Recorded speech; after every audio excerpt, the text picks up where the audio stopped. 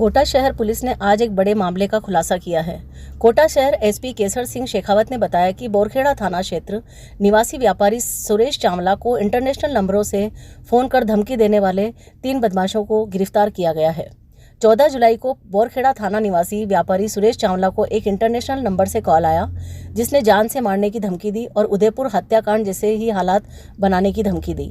इस मामले में रिपोर्ट दर्ज कर पुलिस ने 3 आरोपी दीपक सुनेजा, प्रशांत कुकरेजा और हितेश मखीजा को गिरफ्तार किया है। आरोपियों को पकड़ने के लिए पुलिस ने कई पुलिस टीमों का गठन किया और साइबर सेल का सहारा लिया। इंटरनेशनल कॉलिंग का पता लगाने के लिए पुलिस ने 3 देशों से भी जानकारी मांगी है। पुलिस ने अमेरिका, स्विट्जरलैंड और ओमान देश की पुलिस से जानकारी मांगी और इंटरनेशनल कॉलिंग का पता लगाया। तीनों बदमाशों में से एक बदमाश उसकी दुकान पर काम करने वाला कर्मचारी और 2 आरोपी उसके पड़ोसी निकले। तीनों बदमाशों ने चाइनीज ऐप से कॉलिंग करके व्यापारी को जान से मारने की धमकी दी। व्यापार करता है, उसके पास शाम को एक इंटरनेट कॉल आया, धमकी भरा। उसको ये महसूस हुआ कि ये कॉल भी उदयपुर वाली घटना से संबंधित है, क्योंकि जिस भाषा का इस्तेमाल किया गया था वो काफ़ी डरावनी भाषा थी। इसकी सूचना उसने अपने परिजनों को दी। परिजनों के माध्यम से पुलिस तक ये बात पहुंची। जिस तरह का माहौल पूरे देश में उदयपुर की घटना के बाद उत्पन्न हुआ था, इसलिए घटना को पूरी गंभीरता से लेते हुए उसकी सुरक्षा के समुचित प्रबंध सुनिश्चित किए गए। जो कॉल जनरेट हुआ था वो इंटरनेट कॉल था, इसलिए किस व्यक्ति ने किया, उसका मकसद क्या था, ये पता लगाने के लिए साइबर टीम को अलर्ट मोड पर लाया गया। काफ़ी मशक्क़त के बाद, क्योंकि इंटरनेट कॉल था, 3 देश के रूट से ये कॉल जनरेट हुआ था, इसलिए सूचना प्राप्त करने में काफ़ी विलम्ब हुआ। लेकिन जब इसका खुलासा हुआ तो बड़ा आश्चर्यजनक तथ्य सामने आया कि एक व्यक्ति तो वो है जो उसकी दुकान में काम करता है, दूसरा 2 व्यक्ति हैं वो उसकी दुकान के सामने काम करते हैं, पड़ोसी दुकानदार हैं।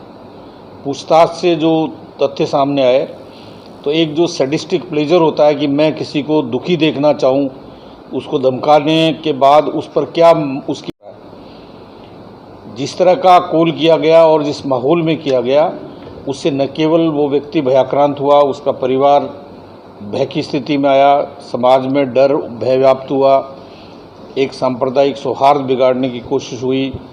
पुलिस को भी, जो अत्यधिक व्यस्त रहती है अपने कामों में, एक अनावश्यक एक परेशानी पैदा हुई और 2 कांस्टेबल उसके घर पे दिन रात लगे रहे। एक कांस्टेबल का खर्चा जो राज्य सरकार की निर्धारित दर है, उसके आधार पर अगर उसकी कोस्ट देखें तो 3.5 लाख रुपए का राजकीय कोष में जो जमा होने चाहिए थे वो नुकसान इन लोगों ने किया। जो टीम हमारी लगी रही, इसमें एडिशनल एसपी प्रवीण जैन और राजेश मील, डिप्टी एसपी संजय चंपावत और एसएचओ वासुदेव के नेतृत्व में, और साइबर टीम ने तो बहुत बेहतरीन काम किया। दिन रात लग करके जो एक असंभव सा काम था वो उन्होंने पूरा करते हुए इस केस को वर्कआउट किया। इससे 2 तरह की चीज़ें, जो असामाजिक तत्व ये मंसूबा पाले हुए हैं कि जिस तरह के ऐप्स मार्केट में आ रहे हैं, चाइनीज़ ऐप, जिनके माध्यम से वो इंटरनेट कॉलिंग करते हैं और लोगों को धमकाने की कोशिश करते हैं, उनको ये महसूस होगा कि हम भले ही कितना ही आवरण दूसरी कंपनीज़ का ले, कुछ भी करें, लेकिन अंततः पुलिस के गिरफ्त में आने से बच नहीं पाएंगे।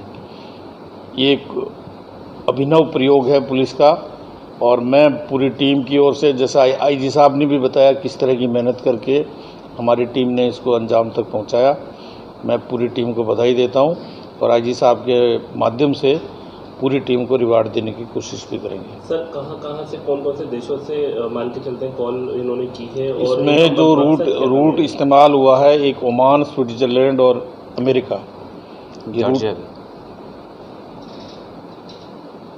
ठीक है, सेकंड सर, चाकूबाजी के बारे में सर इनकी वसूली भी होगी ना? अभी हम ये, चूँकि पहला प्रयास होगा पुलिस का कि जो पुलिस के स्टाफ लगा और उसकी जो सरकारी दरें हैं उस स्टाफ को नियोजित करने की, वो करीब 3,38,000 रुपये की कॉस्टिंग आती है। हम ये 3,38,000 रुपये मुलजिमों से वसूलने की पूरा प्रयास करेंगे। इसका क्या प्रोसीजर हुआ, ये हम इसमें